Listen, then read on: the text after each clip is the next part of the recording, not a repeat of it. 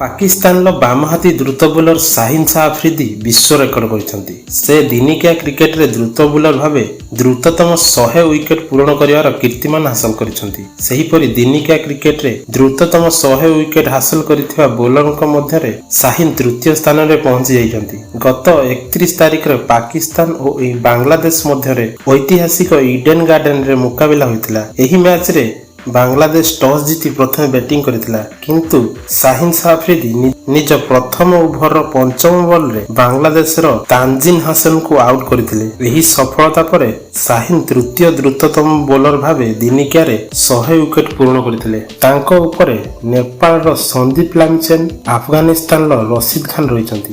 ସନ୍ଦୀପ 42ଟି ମ୍ୟାଚରେ ଓ ରସିଦ 44ଟି ମ୍ୟାଚରେ ଏହିପରି କୀର୍ତ୍ତିମାନ ହାସଲ କରିଥିଲେ, କିନ୍ତୁ ଉଭୟ ଦୁଇ ଜଣ ଖେଳାଳି ଲେଗ୍ ସ୍ପିନର। କିନ୍ତୁ ସାହିନ 100 ୱିକେଟ ହାସଲ କରିଥିବା ଦ୍ରୁତ ବୋଲରଙ୍କ ମଧ୍ୟରେ 1 ନମ୍ବର ସ୍ଥାନରେ ରହିଛନ୍ତି। ପୂର୍ବରୁ ଅଷ୍ଟ୍ରେଲିଆର ଦ୍ରୁତ ବୋଲର ମିଚେଲ ଷ୍ଟାରଙ୍କ ନାମରେ ଏହି ବିଶ୍ୱ ରେକର୍ଡ ଥିଲା। ସେ 52ଟି ମ୍ୟାଚ ଖେଳି ଏହି ରେକର୍ଡ ତାଙ୍କ ନାମରେ ଯୋଡ଼ିଥିଲେ, କିନ୍ତୁ ସାହିନ ଶାହ ଆଫ୍ରିଦି 51ଟି ମ୍ୟାଚରେ 100 ୱିକେଟ ଦଖଲ କରି ମିଚେଲ ଷ୍ଟାରଙ୍କୁ ପଛରେ ପକାଇ ଦେଇଛନ୍ତି।